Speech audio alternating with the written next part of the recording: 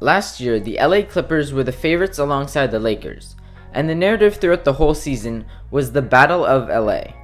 Every night the two teams went up against each other, so many people would tune in and try to see who would win in a 7-game series. I want to say 9 out of 10 NBA fans last year had the Clippers and Lakers facing off in the conference finals, and whoever was going to win that series had the odds in their favor to win the 2020 NBA championship. But we know that didn't happen. After blowing a 3-1 lead to the Denver Nuggets in the second round, everyone is acting like the Clippers just can't be trusted at all. And I find that the media is overlooking the Clippers so much, and I think they'll surprise everyone come playoff time. And the part that I don't understand is that people have the perception that they're worse this year than they were last year. Almost half of NBA fans had the Clippers winning it all, and I was one of them. The thing that separated the Clippers from the other top teams in the league was their depth.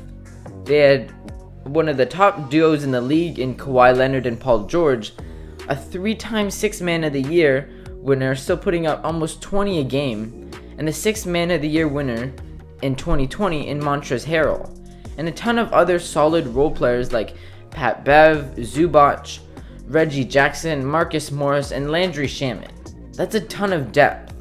But no one expected the team as a whole to underperform. Montrezl Harrell went from averaging 19 points and 7 rebounds a game, winning 6th Man of the Year, to averaging 10.5 points and 3 rebounds a game in the playoffs.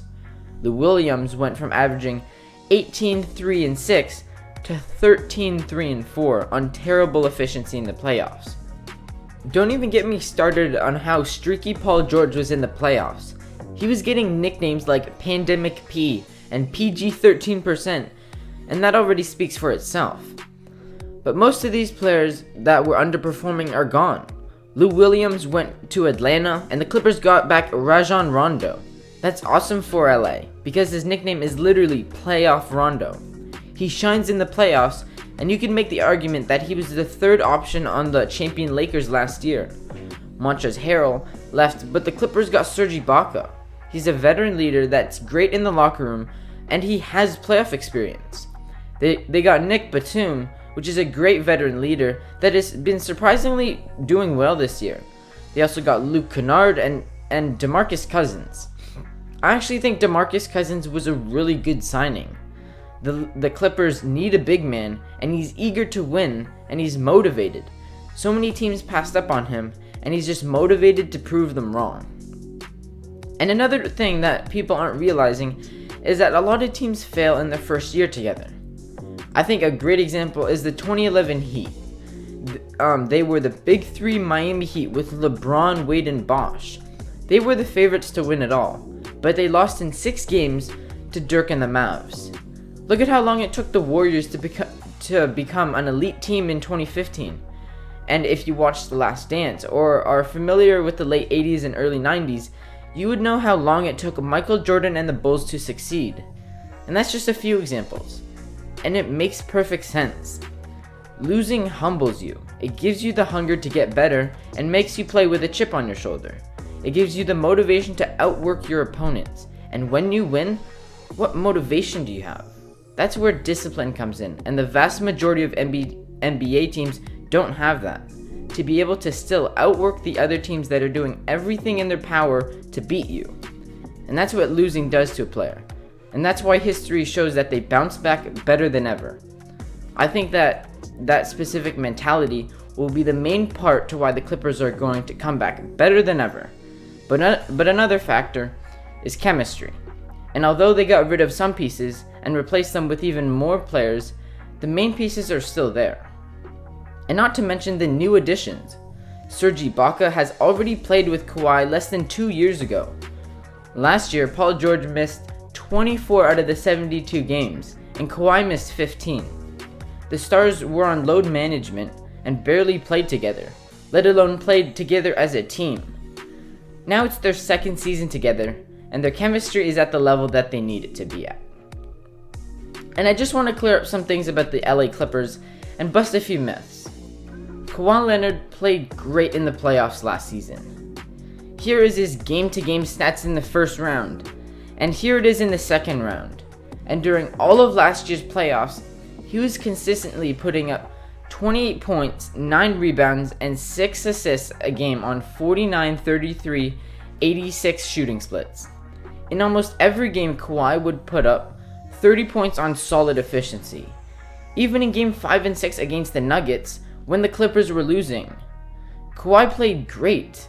But in Game 7, when it mattered the most, he didn't show up. He actually played terrible. But don't let one playoff game change how you look at Kawhi last year and his career as a whole. You can't forget that he went on one of the best individual playoff runs, leading the Raptors to a championship not even 2 years ago. And he was even great in San Antonio too, and always showed up in the playoffs. And I'm not going to pretend like Paul George didn't have a bad playoffs last year for his standards, but it isn't as bad as some people make it seem to be. And he played great in the playoffs a bunch of other years. Back in his Indiana days, he played great against the Miami Big Three, and he would push them to 6 games in 2012, 7 games in 2013, and 6 games in 2014. He would shine in the playoffs, and he was a fan favorite, but now he's one of the most overhated players in the league. Let's hear what Dwayne Wade has to say about Paul George.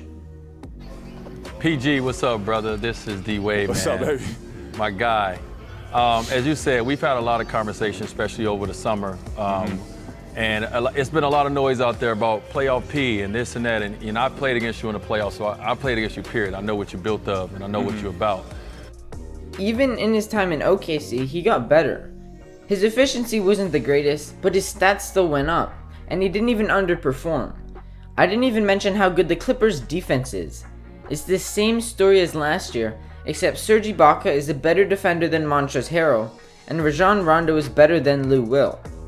Patrick Beverley just came back, and Serge Ibaka will be back in time for the playoffs. When those two players start playing more minutes, I think the Clippers are going to play really well and ramp it up just before the playoffs, still staying under the radar. But at the end of the day, I think Rajon Rondo is the X factor for the Clippers this year. If Rondo can play like he did last year in the playoffs, I think they'd have a really good shot at making the finals and even winning it all. Don't sleep on the Clippers.